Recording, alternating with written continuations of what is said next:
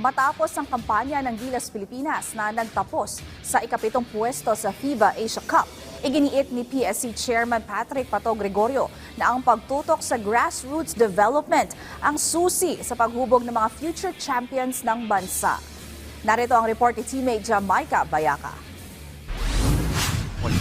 Hindi na bago ang makitang magniningning sa international stage ang mga basketball powerhouse na bansang tulad ng Australia. Kamakailan na itala ng Australia ang kanilang three-peat victory sa FIBA Asia Cup at patuloy na nangunguna bilang world number 7 sa FIBA rankings. Sa huling laban ng Gilas Pilipinas kontra Australia sa quarterfinals ng nasabing torneo, hindi nakaporma ang pambansang koponan matapos silang dominahin ng matitinding opensiba ng kalaban. Dahil dito natapos ang kampanya ng Gilas bilang ikapitong pwesto sa torneo. Noong 2013 at 2015 naiuwi ng Pilipinas ang pinakamataas sa placement bilang silver medalist. Pero taong 1985 pa huling nakasungkit ng kampyonato ang bansa sa FIBA Asia at hanggang ngayon na inaasam pa ring maulit ang ganitong tagumpay. Kaya naman may nakikitang magandang solusyon si Patrick Pato Gregorio, Philippine Sports Commission Chairperson, para mas mapalakas at maibalik ang puwersa ng Pilipinas, hindi lang sa FIBA Asia Cup kundi sa lahat ng basketball international leagues.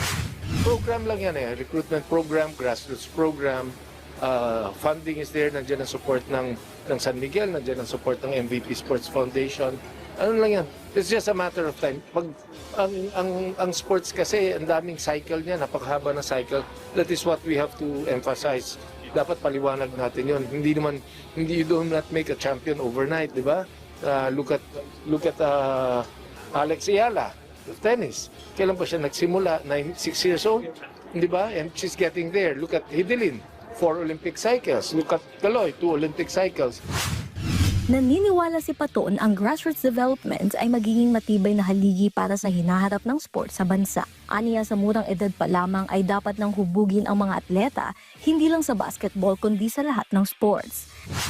Pag na-realize natin yan, na yung mga kabataan dapat they have to start young. And when I say young, 9, 10 years old. I was in the archery tournament last Sunday in Marikina. 500 youth archers, 500. Age 8, 9, 10, 11, 12. Unbelievable. Pero yun ang suporta dapat ibigay natin. Tinataguyod na ngayon ng PSC ang mga programa para mas maraming Pilipinong kampyon ang maihanda at may pagmalaki sa buong mundo. Please pursue the plan to put up regional training centers all over the country as soon as possible, as long as they adopt a specific sport. It doesn't have to be big, diba? It doesn't have to be big, it doesn't have to be a grand stadium. It has to be focused on a particular sport so that the province can be good at it, so that nandun yung grassroots. Jamaica Bayaka, para sa atletang Pilipino, para sa bagong Pilipinas.